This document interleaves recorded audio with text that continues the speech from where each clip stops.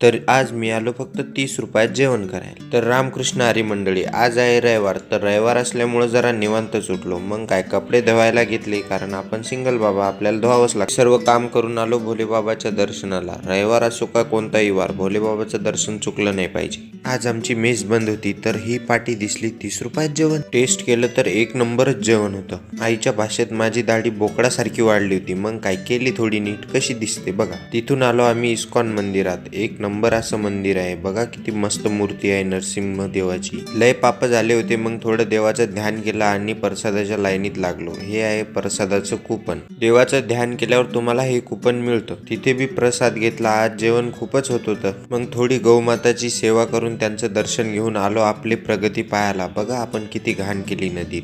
तेवढ्या तिथं हे पोरं पतंग उडवत होते, ते बघून आलो घरी। मग वाजू त्या गाणं। ठंडी ठंडी ये हवाएं